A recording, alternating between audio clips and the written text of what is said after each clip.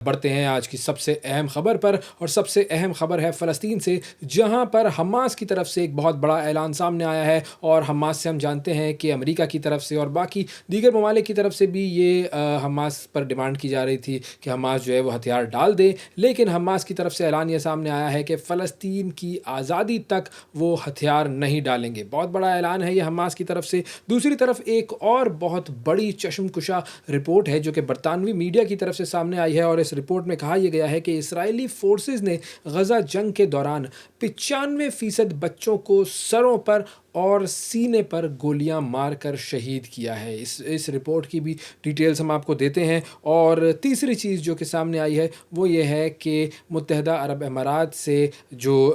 اسرائیل ہے اس نے اپنا سفارتی عملہ واپس بلا لیا ہے، اور وہ کہتے ہیں کہ جی ہمیں ایک دہشت گردی کا خطرہ ہے۔ یہ سارے معاملات کیا ہیں، آئیے دیکھتے ہیں اس پر ایک چھوٹی سی رپورٹ۔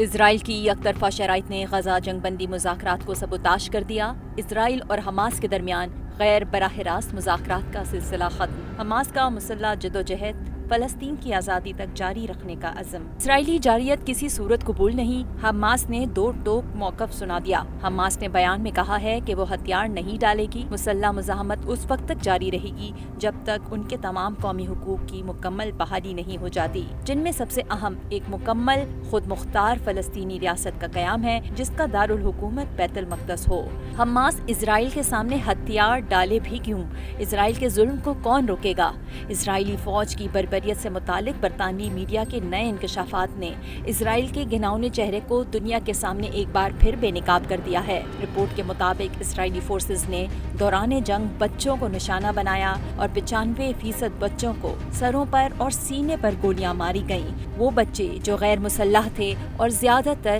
کھیل کود رہے تھے، اور ان کی عمریں 12 سال سے بھی کم تھیں۔ دوسری طرف ظالم کو انجام کا خوف بھی ہے۔ اسرائیل نے سیکیورٹی خطرات کے پیش نظر متحدہ عرب امارات سے اپنا سفارتی عملہ واپس بلا لیا ہے۔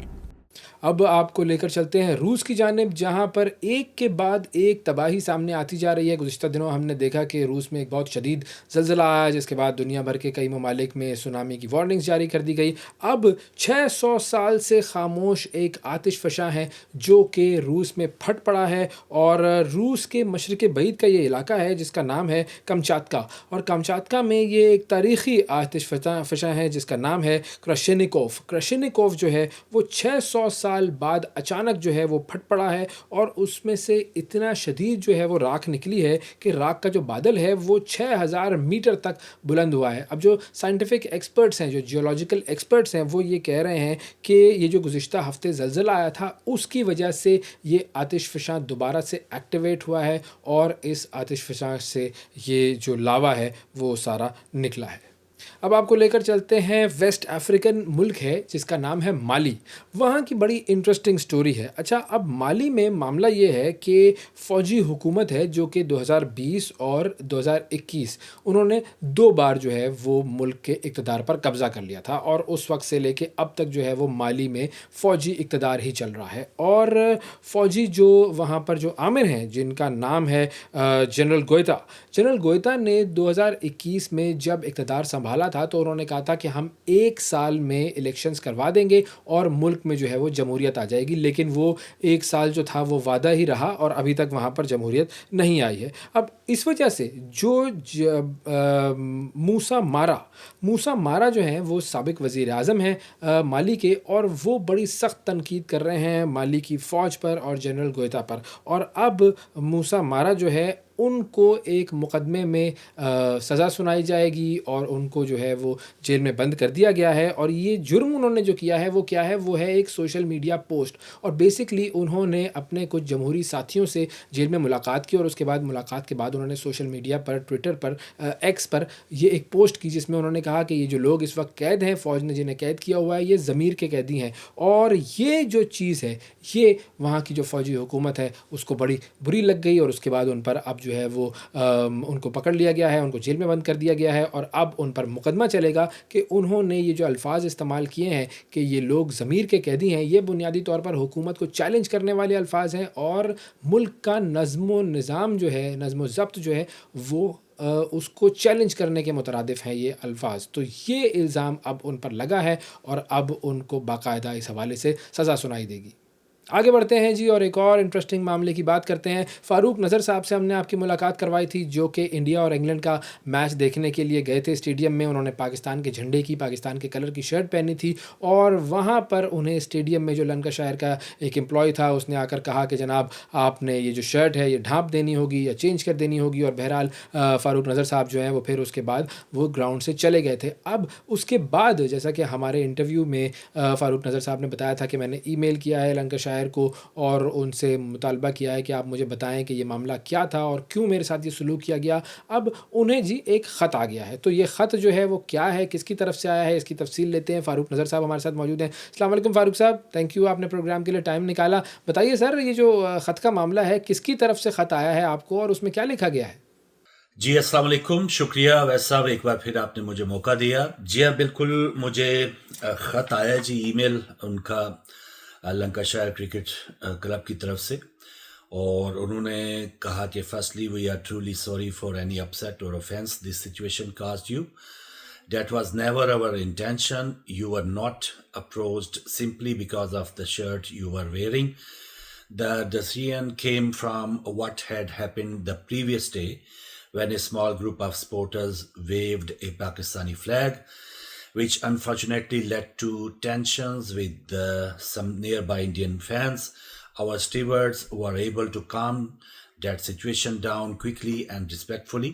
and on Sunday they were just trying to prevent anything similar from happening again. تو یہ اس طرح انہوں نے اور بھی پھر نیچے اپالوجیز اور یہ سارا کچھ کیا ہوا ہے، افسوس کا اظہار کیا ہوا ہے۔ تو یہ ان کا جو ایک انیشل جو میں نے ان کو ڈائریکٹلی کمپلینٹ کی تھی، وہ اس کا جواب انہوں نے دیا۔ اچھا، جس شخص نے آپ کے پاس آ کر سب سے پہلے آپ کو کہا کہ وہ لنکاشائر کا امپلائی ہے اور اس نے آپ کو کہا کہ جی آپ یہ شرٹ بدل لیں یا چھپا لیں پاکستان کا لوگو، تو اس کے حوالے سے اس خط میں کچھ لکھا ہے کہ اس کو کیا سزا ملے گی اور اس کی کوئی ڈیٹیل ہے اس خط میں؟ جی، جس شخص نے مجھے شرٹ تبدیل کرنے کا کہا، وہ کون تھا، اس کو کیا سزا ملی، اس بارے میں اس ای میل میں کچھ بھی نہیں لکھا ہوا۔ تو وہ تو اپنے تئیں یہ بتا رہے ہیں کہ ہم نے بہت ہی خوش اسلوبی سے یہ معاملہ حل کیا، لیکن وہ حل کرنے کے طریقے کے اوپر وہ معافی مانگ رہے ہیں، لیکن وہ اس شخص کو کیا سزا ملے گی یا وہ کیا کریں گے، ویسے انہوں نے آخر میں کچھ لکھا ہوا ہے کہ we are reviewing our procedures to seek out any opportunities to improve, کہ وہ اپنا سارا جو پروسیجر ہے اس کو ریویو کریں گے اور اس میں بہتری لائیں گے، یہ انہوں نے لکھا ہوا ہے۔ اور جو سب سے امپورٹنٹ بات میں آپ سے پوچھنا چاہوں گا وہ یہ کہ دیکھیں، آپ کو اس پورے معاملے میں بہت زیادہ اذیت اٹھانا پڑی اور ایک مینٹل ٹراما اور ایک مینٹل ٹارچر تھا جو کہ آپ نے سہا۔ اب اس چیز کے حوالے سے کیا اس خط میں کوئی چیز لکھی گئی ہے کہ جی آپ کو کس طریقے سے کمپنسیٹ کیا جائے گا یہ جو اذیت آپ نے سہی، اور آپ کو جتنا آپ نے اس کے حوالے سے جو آپ کی ویڈیو ہم نے بھی دیکھی، ایک بہت ہی امبیرسنگ سی سچویشن تھی، اس کا آپ کو سامنا کرنا پڑا، پھر اس کے بعد آپ میچ چھوڑ کر چلے گئے، ظاہر ٹکٹ بھی آپ نے لیا ہوا تھا، تو اس پوری صورتحال کی جو کمپنسیشن ہے اس کے بارے میں کچھ کہا ہے کہ آپ کو کس طرح کمپنسیٹ کیا جائے گا؟ یہ میرے لیے بہت ہی ذہنی صدمے کا باعث تھا، اور کتنی اذیت ہوئی یقین کیجئے، میں اب پہلی بار شیئر کر رہا ہوں کہ وہ جو ایک میں فادر ہوں، ایک دو بلکہ ڈسیبلڈ چلڈرن ہیں، بیٹیاں ہیں میری، ٹین ایجر ہیں، تو آٹیزم ہے ان کو اور سیویئر لرننگ ڈسیبلٹیز ہیں، تو ان کا خیال رکھنا، اور پوری فیملی میں جو سچویشن ہوتی ہے، جو بھی ڈسیبل جو بچے جن کے ہیں ان کو زیادہ احساس ہوگا کہ کس طرح سے ہمارے لیے بعض اوقات دن جو ہیں وہ رات ہوتے ہیں، کیونکہ اور رات وہ دن ہوتے ہیں، ان کی سلیپنگ ایشوز بھی ہوتے ہیں، ان کے بیہیویئرل ایشوز بھی ہوتے ہیں۔ تو یہ سارا جو اس معاملے کے باوجود میری وائف نے اس چیز کا ارینج کیا، کیونکہ ایک بندہ تھوڑا سا ریلیف چاہتا ہے، تھوڑا سا چینج چاہتا ہے، تھوڑی سی انٹرٹینمنٹ چاہتا ہے، تو میری وائف کو پتا تھا کہ اس کو کرکٹ میچ دیکھنے کے بعد تھوڑا سا وہ ریلیکس ہوگا، تھوڑا سا اس میں انرجی آئے گی۔ اس کے بعد پھر میں نے وہ ٹکٹ بھی بک کروایا اور نیکسٹ ڈے میچ دیکھنے گیا، اور اس کے لیے میری وائف نے 2 سپورٹ ورکرز جو ہیں لیڈیز، وہ انہوں نے کیئرنگ کے لیے میری بیٹیوں کے لیے انہوں نے گھر بلائیں سنڈے کو۔ تو یہ اتنا اہتمام کے بعد اور پھر گراؤنڈ کے اندر بھی میں نے جب وہ ویڈیو بنا کے اپنی وائف کو بھیجی تو وہ بہت خوش ہوئی، اور وہ ویڈیو جو واٹس ایپ چیٹ ہے وہ بھی میرے پاس موجود ہے، اور مجھے اس گراؤنڈ میں احساس ہو رہا تھا کہ میری وائف کو اس کی بہت بڑی، میری خوشی کے لیے بہت بڑی قیمت چکانا پڑ رہی ہوگی، وہ وہاں پہ بچیوں کو اکیلی سنبھال رہی ہے، یا کیئرز اس کے پاس ہے۔